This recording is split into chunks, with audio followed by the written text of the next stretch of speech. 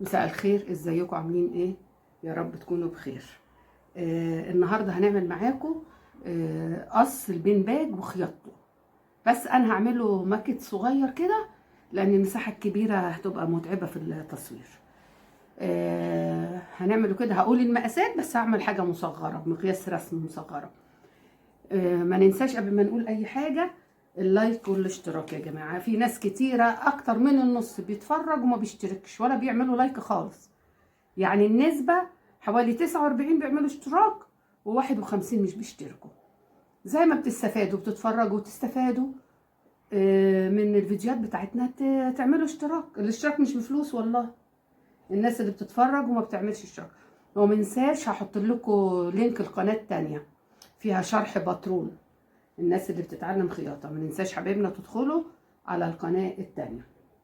احنا هنعمل النهارده تاني مقاس اللي هو المقاس الشبابي، وهو ده المعتاد للاطفال والشباب. التانيين بيبقوا كبار قوي عاوزين مساحه ايه كبيره.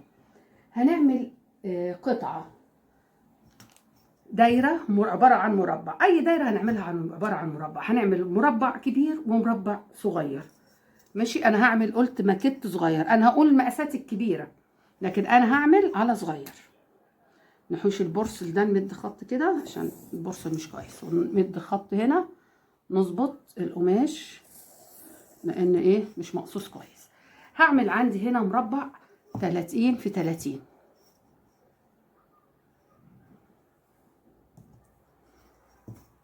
انا هقول بقى المقاسات الاساسيه، مش هقول مقاس ايه الصغنون دوت. الصغير ده يا جماعه ماكيت هعمله.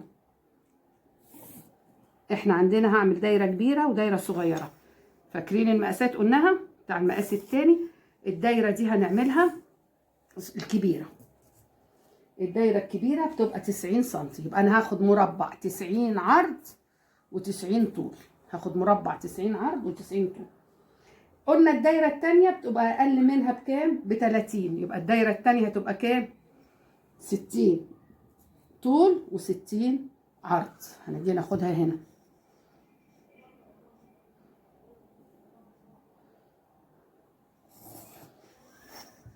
ستين طول و60 عرض. هعمل حاجه ايه لعبه كده صغنونه عشان يظهر معانا في التصوير. يبقى انا كده عملت المربعين، ده الدايره الكبيره وده الدايره الصغيره. طب هنعمل الجنب عندنا قلنا بيبقى زي شبه المنحرف. هنعمله الاول مربع وبعد كده نقص الايه السمكه اللي هي الحته اللي هنشيلها. برضو هنعمله عباره عن مربع. هنعمل كم مربع؟ 3 مربعات. طول المربع 70، طوله 70 وعرضه كام؟ 99. هنقول طوله 70 وعرضه 99. هنعمله فوق زي تحت وبعد كده هنقص منه مين؟ الجزء الزياده اللي فوق. يبقى انا الجزء ده هعمل منه كام قطعه؟ هعمل منه 3 قطع طول 70 اهو.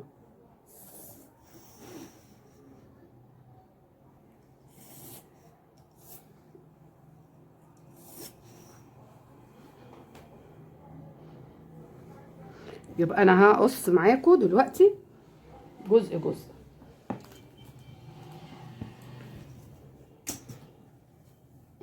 دي بتاع الدايره الكبيره. قلنا الدايره 90 في 90 طولها زي عرضها، بتبقى عباره عن مربع.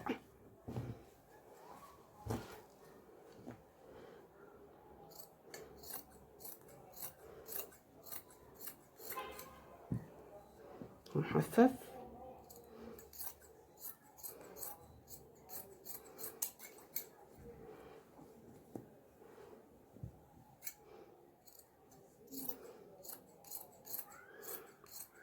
طبعا. هنقص الدايره الصغيره بنفس الاسلوب وهنقص ايه ال3 اجزاء. هنمسك عشان اعمل دايره، انا مساحه كبيره هعمل الدايره عشان تظبط معايا ازاي. هطبق نصين. يبقى ده الدايره الكبيره طولها 90 وعرضها 90 اهو. هطبق نصين بعدين هطبق على 4. ماشي. هجيب المسطره وهظبط كده اهو الزاويه. فين الزاويه اللي هي متطبقه دي؟ هنقيس، نحط المسطره عند الزاويه وهنقيس ايه طول الضلع ده كام. هنعلم كده عشان هنعمل كده ربع دايره.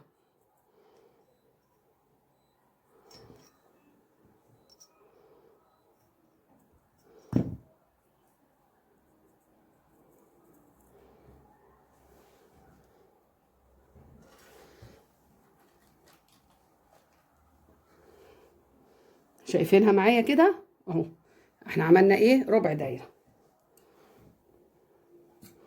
وهنقص كده. الدايره الصغيره هتبقى بنفس الاسلوب، بس هتبقى دايره صغيره. طبعا مش هقصها معاكم بقى، ما نفس الطريقه.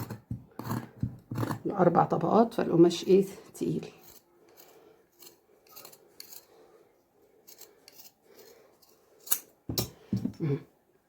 نفتحها. دي الدايره بتاعتنا، شايفين طلعت دايره مظبوطه ازاي؟ زي الفل، مش ببرجل اهو. احنا نركز بالمسطره عند الزاويه زي ما قلنا، ونقيس طول الضلع اصغر ضلع، وناخد القيمه كذا مره ونروح ايه نعلم زي ما قلنا. الدايره الصغيره بنفس الاسلوب، فمش هنعملها عشان ما نطولش الفيديو عليكم. هنجيب بقى جزء اللي هو جزء من مين؟ من التلاتة. هقصه معاكم برضو واوريكم اتقص ازاي.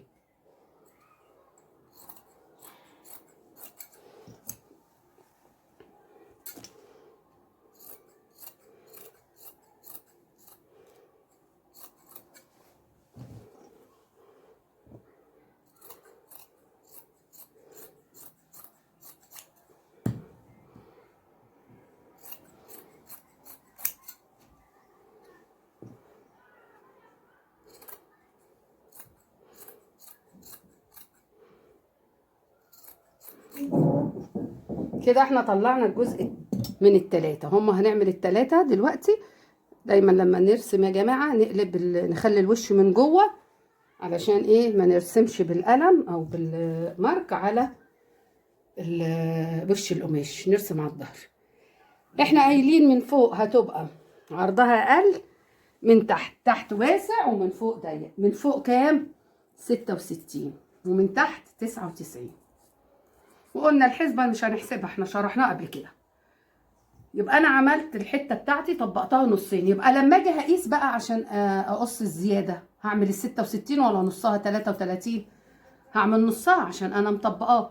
يبقى هقيس 33 كده، وهنيجي نوصل فوق بتحت. تحت مش تحت زي ما هو، هيبقى على نفس الاتساع نفس العرض. شايفين اهو. هنشيل السمكه دي بقى، احنا مش عاوزينها. يبقى احنا ليه ما قست 33؟ لان انا مطبقاه نصين. هنعمل الجزء ده 3 مرات. شايفين؟ طبعا انا كنت مصوراه في الفيديو اللي فات ده، انا عاملاه من الجلد الشفاف اللي باين ده كده، الكور اللي هو الفايبر بتاعنا، عشان في ناس سألتني ايه ده، فهو من جلد الشفاف. يبقى احنا كده قصينا واحده. هقص الاتنين التانيين والدايره وارجع لكم عشان نخيطهم مع بعض. كده دي الاجزاء بتاعتنا. ده جزء من التلاتة هيبقوا بنفس الشكل دوت، ودي الدايره الصغيره، ودي الدايره الكبيره. يلا بينا نجيب المكنه بقى ونخيط ونشوف هنخيطه ازاي مع بعضين. الدايره الكبيره هنطبقها ونقسمها بالنص، هنشقها بالنص عشان هنركب فيها سوسته. طبقها نصين كده واروح فاتحاها عشان السوسته دي اللي هنحط منها الفوم. متخيلينه؟ احنا هنجمع التلاتة مع بعضيهم هيبقوا زي الدايره، ونحط الدايره الصغيره فوق والدايره الكبيره تحت. احنا كده هنخيط الثلاث اجزاء اللي هما زي بعض، هنشبكهم في بعض وهنقفلهم يبقوا زي الدايره، عشان هو هيبقى شكل اسطواني ونركب دايره من فوق.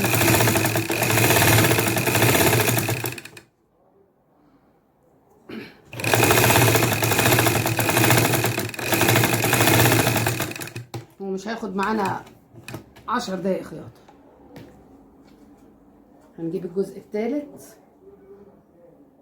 خلي بالنا المسافات الصغيرة كلها في اتجاه واحد احسن نغلط، والكبيرة تبقى في اتجاه التاني.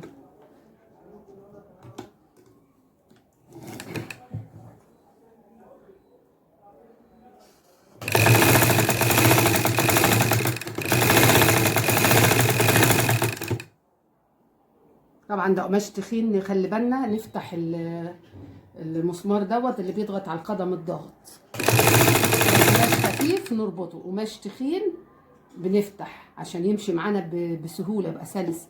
لكن لو انت ما فتحتوش ويبقى محبوك هيبقى السحب بسيط جدا، يبقى السحب بطيء. المسمار ده فايدته، عشان في ناس مش بتفهم فايدته ايه، فايدته يرفع الجواز ده، القدم الضاغط اللي هو بيضغط على القماش. لما يبقى قماش سميك نرفعه، قماش خفيف نربط عليه ينزل لتحت عشان يبقى ماسك على القماش كويس، يبقى السحب منتظم، لا يبقى برخي ولا بيبقى مشدود. كده انا شبكت التلاتة في بعضيهم اهو. هنقفلهم بقى.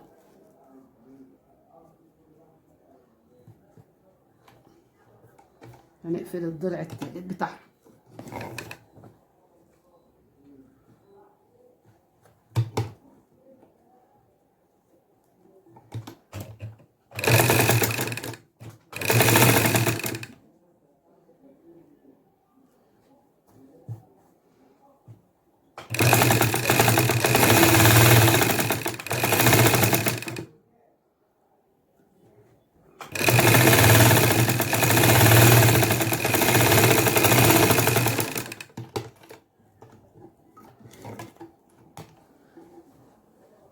شايفين كده شكله؟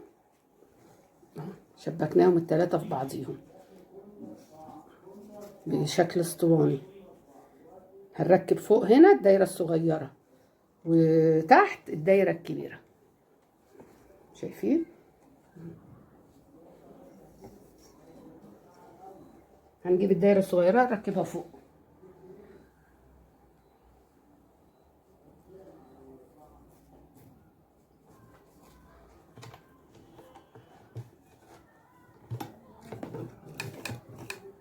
دي الدايرة الصغيرة اهي، هنركبها في الجزء اللي ضيق فوق.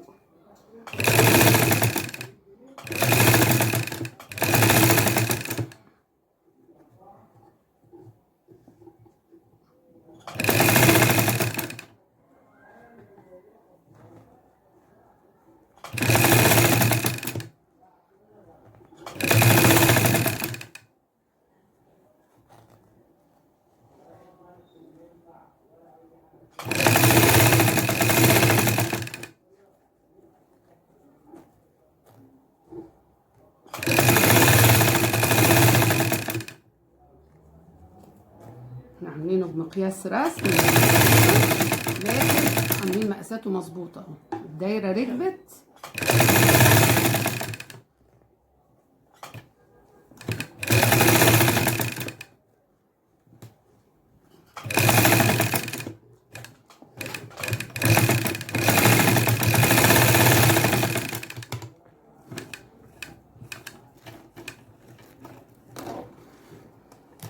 هنجيب الكبيره هنركب فيها بقى السوسته.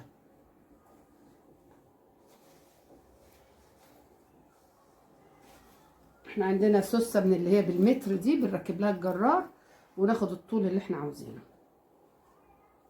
هنجيب خلي القماش كده الوش اهو، ونجيب وش السوسته عليه، يبقى دي وش القماش وش السوسته عدل على وش القماش. بنطرف جزء كده من السوسته عشان دي مش دي بالمتر، عشان تبقى داخله لجوه ما تفلتش. طبعا كده بنثبت، نعمل فرماتوره، نرفع الدراع بتاعنا في المكنه الصغيره دي، رجعت لورا ونرجع تاني نثبت اهو.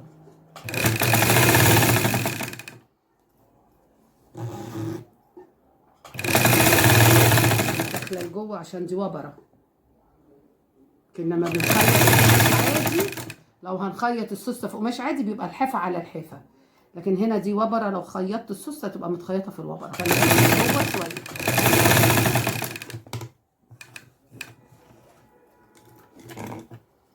يبقى كده السوسته ركبت في نص الدايره. هنركب الايه، نقص بقى الزياده بتاعتنا مش عاوزينها، ودايما نسيب جزء زياده من السوسته من الناحيه دي ومن الناحيه دي. هنجيب برضو نعدل القماش زي ما عملنا المره اللي فاتت اهو، ونجيب النص التاني، بس نخلي بالنا يبقى ايه الاتنين بادين مع بعض عشان ما تبقاش ناحيه طويله وناحيه قصيره. خلي بالك من البدايه، يبقى ده امصاص الدواير تظبطيهم قصاد بعضيهم.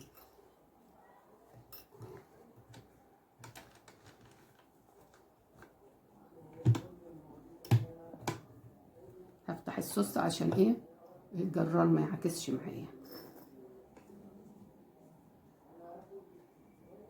هدخل لجوه برضو زي ما قلنا المره اللي فاتت عشان ده قماش جوه بره مش جوه بره.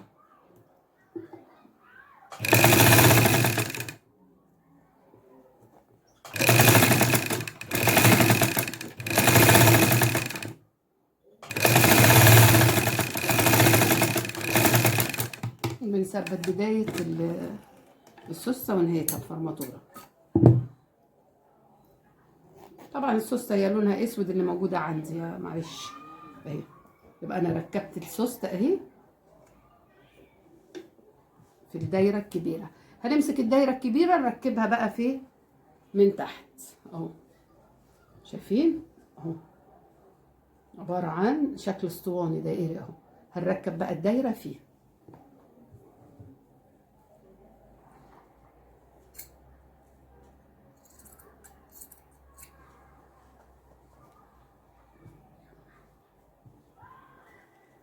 نيجي عند السوسته هنا لازم نثبتها كويس، نعمل فرماتوره جامد عشان ما تفلتش، عشان دي سوسته بالمتر ما فيهاش الحديده اللي بتبقى من تحت، يبقى لازم انا اثبت كويس.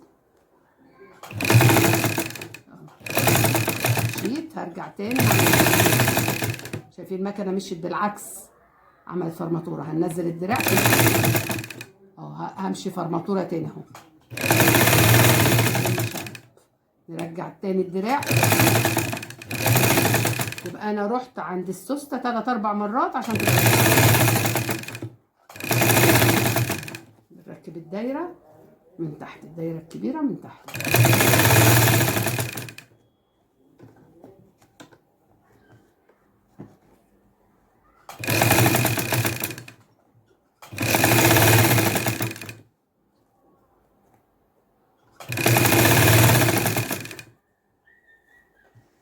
برضه هنخلي بالنا الناحيه التانيه السوسته برضه نزل الجرار احسن يكسر الابره.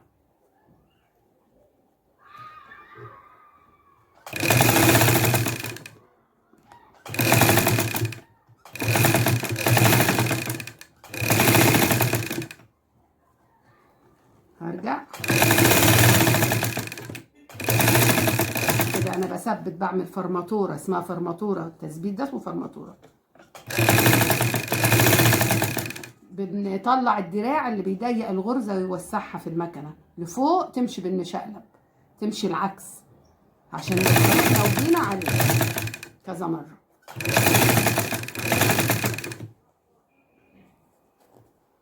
دايره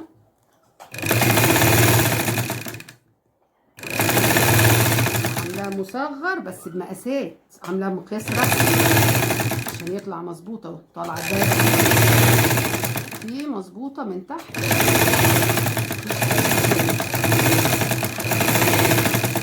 كده. الكرسي خلص، انا ما فصلتش، خيطت خياطه كله وانا بصوره معاكم. هنعدله على وشه ونجيب الفايبر ونحشيه.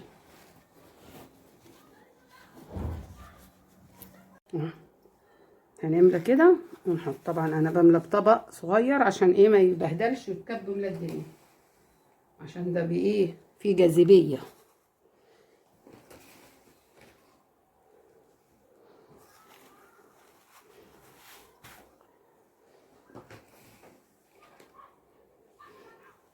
طبعا لما بيقعد على الفرد عليه بياخد الشكل بتاع جسمه حسب الفرد. هتقومي حد يقعد عليه تاني لو هزتيه كده وتقعدي عليه ياخد شكل الجسم الايه الشخص الاخر.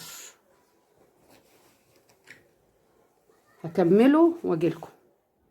وادي كده احنا حطينا فيه الفوم، حطيناه وقعدنا عليه البيبي اللي عندنا الصغنون ده. ماشي، ده كده شكل الايه بنباج بعد ما خلص. طبعا احنا من تحت اهو السوسته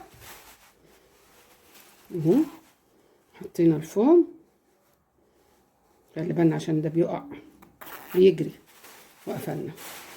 طبعا الواحد الشخص بيقعد عليه بياخد شكل الايه الجسم بتاع الشخص اللي قاعد عليه. وكده ايه خلصنا الكرسي بتاعنا. ايه رايكم؟ وما ننساش اللايك والاشتراك، وهحط لكم القناه التانية، الرابط بتاع القناه التانية، ندخل عليها ونعمل اشتراك ولايك. ما ننساش يا حبايبنا القناه التانية. كده خلص. سلام.